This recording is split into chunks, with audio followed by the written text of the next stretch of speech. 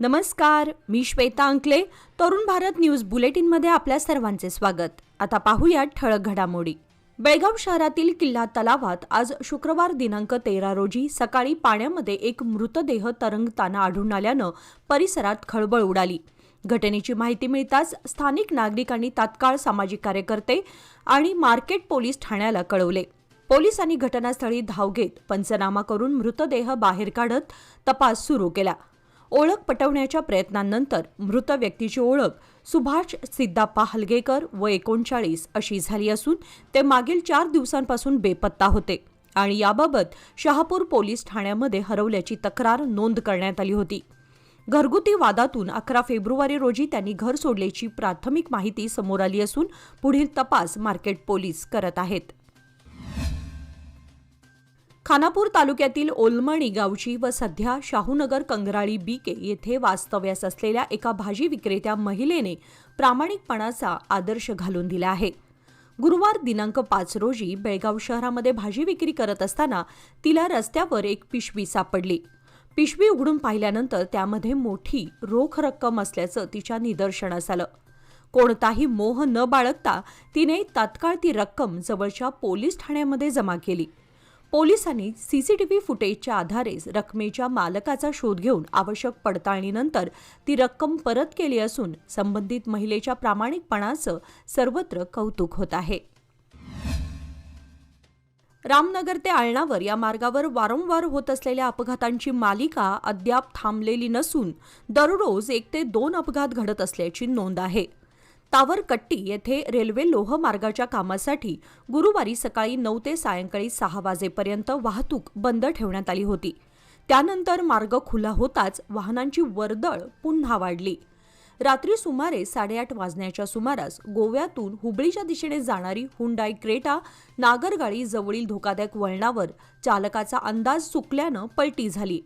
या अपघातात रोहित शिरवी वय 40 आणि केयूत पटेल दोघेही राहणार हुबळी हे जखमी झाले असून त्यांना 108 रुग्णवाहिकेद्वारे रामनगर येथील शासकीय रुग्णालयात प्राथमिक उपचारानंतर पुढील उपचारासाठी हुबळी येथे हलवण्यात आले असून घटनेची नोंद लोंढा पोलीस ठाण्यात झाली आहे. वडगाव ओमकारनगर परिसरातील स्मशानभूमीच्या पलीकडील सरकारी खुल्या जागेमध्ये महानगरपालिकेकडून ओला व सुका कचरा एकत्रित केल्यामुळे नागरिक त्रस्त झाले आहेत.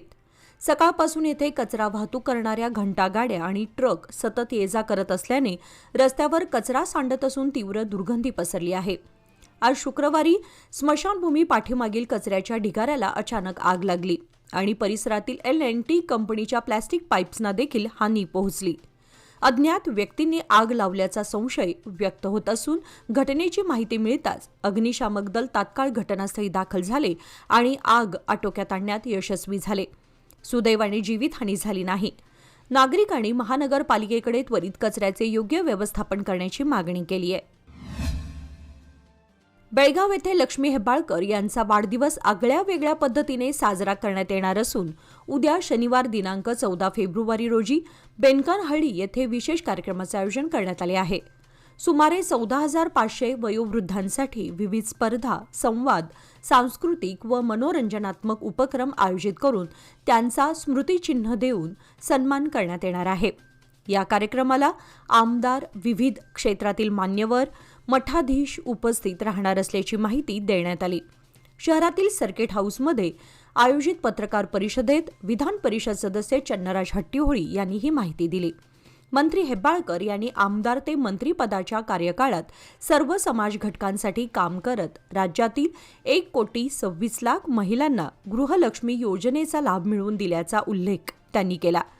या पत्रकार परिषदेवेळी काडा अध्यक्ष युवराज कदम, अडिवेश इटगी, सुरेश शिंगे आदी मान्यवर उपस्थित होते.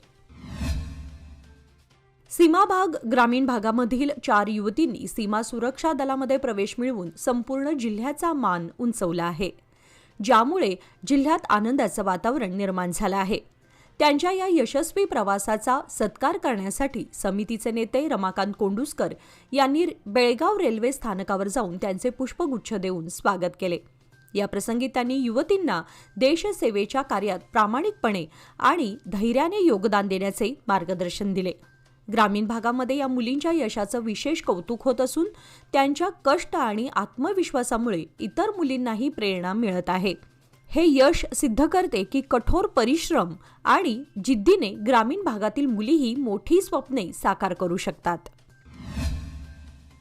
वडगाव येथील आनंदनगर दुसरा क्रॉस परिसरातील गटारी ड्रेनेज मिश्रित पाण्यामुळे तुंबले असून अनगोळ, ओमकारनगर आणि समृद्धी कॉलनी येथून वाहणारे घाण पाणी या गटारीत मिसळत आहे. सकाळी आणि सायंकाळच्या वेळेस प्रचंड दुर्गंधी पसरत असून साचलेलं पाणी शेवटच्या मोकळ्या प्लॉटमध्ये जमा होत असल्यानं समस्या उद्भवत आहेत. यामुळे परिसरातील विहिरी आणि बोरचे पाणी खराब होत असून डासांमुळे नागरिकांच्या आरोग्यावर गंभीर परिणाम होण्याची शक्यता आहे.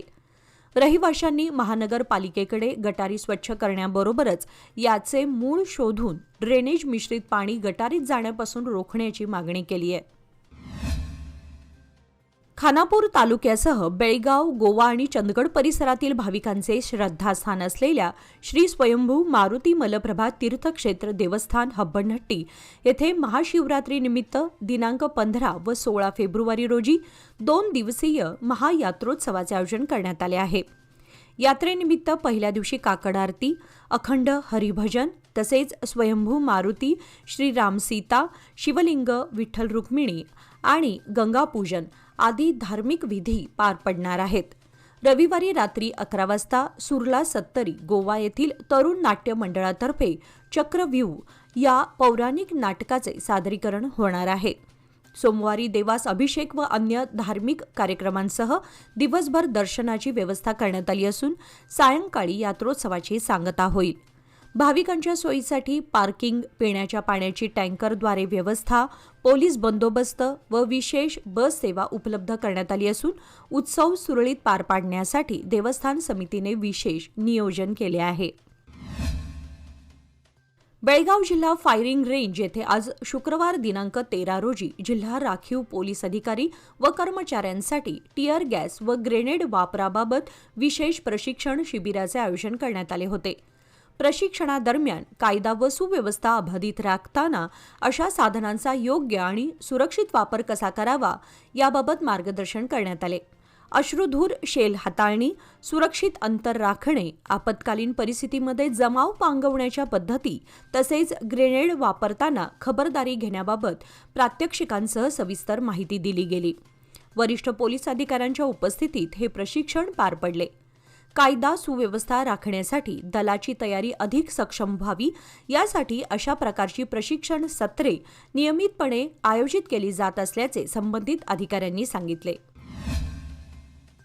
बेळगाव उत्तरचे आमदार आसिफ सेठ यांनी रामतीर्थ नगर येथे एकूण 22 कोटी रुपयांच्या सर्वांगीण विकास प्रकल्पांतर्गत पहिल्या टप्प्यातील 4 कोटी रुपयांच्या कामांचे भूमिपूजन करून पायाभरणी केली.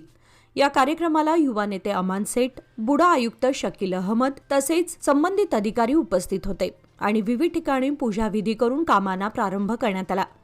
या टप्प्यामध्ये रस्ते बांधकाम, गटार व पावसाच्या पाण्याच्या नाल्यांचा विकास तसेच पेव्हर ब्लॉक्स बसवणे आदी कामांद्वारे परिसरातील पायाभूत सुविधा बळकट करण्यात येणार आहेत. फिशरी विभाग कार्यालय परिसर, माजी महापौर NB निर्वाणी यांच्या निवासस्थानाजवळील भाग आणि शिवशक्ती बदावणे येथे भूमिपूजन समारंभ पार पडला. तवंदी घाटातील उड्डाणपुलाचे काम गेल्या 2.5 वर्षांपासून सुरू असून सध्या ते अंतिम टप्प्यात पोहोचले आहे. राष्ट्रीय महामार्गाच्या 6 पदरीकरणाच्या प्रकल्पांतर्गत सुमारे 2.5 किलोमीटर लांबीचा हा उड्डाणपूल उभारण्यात येत असून हे काम एका खासगी कंपनीकडे सोपवण्यात आले आहे. दररोज शेकडो हलकी व अवजड वाहने या मार्गावरून प्रवास करत असल्याने वाहतुकीवरील ताण मोठ्या प्रमाणात वाढलाय. 2004 साली या महामार्गाचे चौपदरीकरण करण्यात आले होते. त्यानंतर वाढत्या वाहतुकीच्या पार्श्वभूमीवर 6 पदरीकरणाचे काम हाती घेण्यात आले. सध्या सुमारे 80% काम पूर्ण झालं असून उर्वरित काम लवकर पूर्ण करावं अशी मागणी नागरिक व वाहनधारकांकडून होत आहे. कर्नाटक महाराष्ट्र सीमा भागातील चिकोडी तालुक्यातील बांधकाम व इतर असंघटित कामगारांच्या मुलांना शैक्षणिक शिष्यवृत्ती मिळण्यात अडचणी येत असल्याची तक्रार कामगार संघटनेने तहसीलदारांकडे निवेदनाद्वारे केली आहे.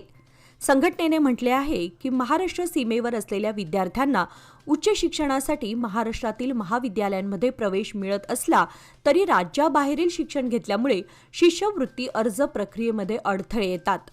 परिणामी अनेक विद्यार्थ्यांना शैक्षणिक लाभ मिळत नसल्याचे निदर्शनास आले असून या कामगार कुटुंबांची आर्थिक परिस्थिती अत्यंत कमजोर आहे.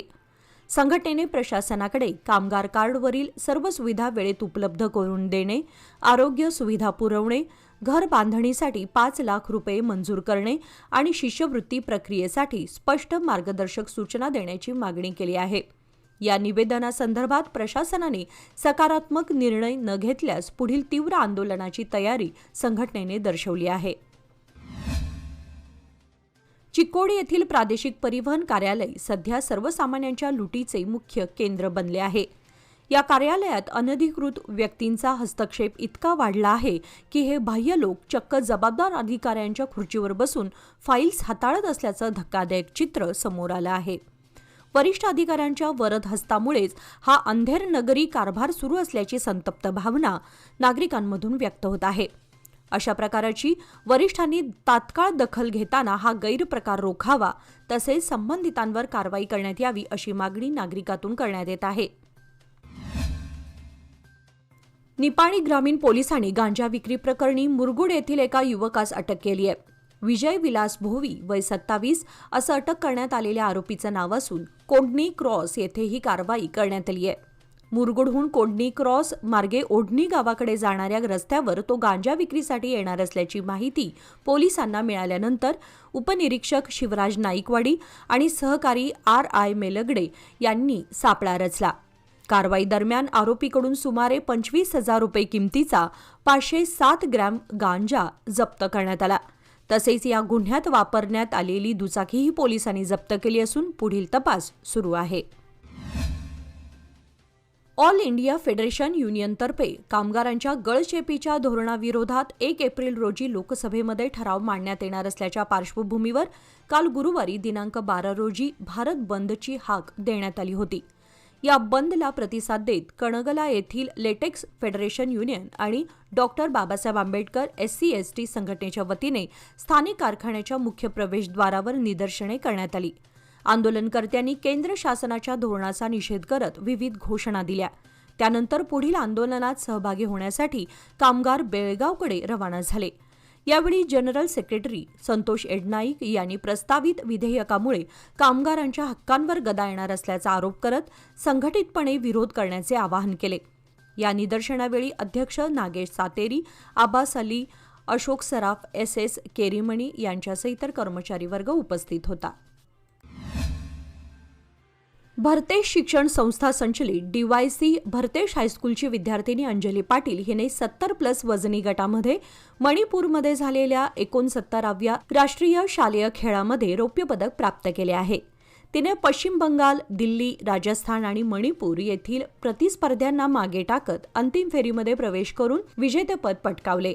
अंजली ही मतिवडे, तालुका निपाणी, जिल्हा बेळगाव येथील शेतकरी कुटुंबातील उमेश पाटील यांची मुलगी आहे. तिच्या यशाबद्दल भरतेश शिक्षण संस्थेचे सचिव विनोद दोड्डनावर आणि व्यवस्थापक मंडळाने तिचे अभिनंदन करत भविष्यासाठी शुभेच्छा दिल्या. या यशामध्ये शाळेचे मुख्याध्यापक MB चौगुले, ज्येष्ठ शिक्षक MB बखेडी आणि क्रीडा शिक्षक PY कामल यांचे मार्गदर्शन लाभले आहे. निपाणी येथील हेस्कॉम परिसरातील श्री गणेश मंदिराचा 7वा वर्धापन दिन अभिषेक व पूजा AWE सुरेश B तहसीलदार यांच्या हस्ते सकाळी संपन्न झाला. त्यानंतर महाआरती पार पडली, ज्यामध्ये हेस्कॉमचे अधिकारी अक्षय चौगुला यांच्यासह महिला व नागरिक मोठ्या संख्येने उपस्थित होते. दुपारी शेकडो भक्तांनी महाप्रसादाचा लाभ घेतला, तर हेस्कॉम कार्यालयाच्या स्टाफने यावेळी विशेष परिश्रम घेतले. मंदिर परिसरात आकर्षक विद्युत रोषणाई करण्यात आली होती. कार्यक्रमामध्ये भाविकांची मोठी उपस्थिती आणि उत्साह दिसून आला.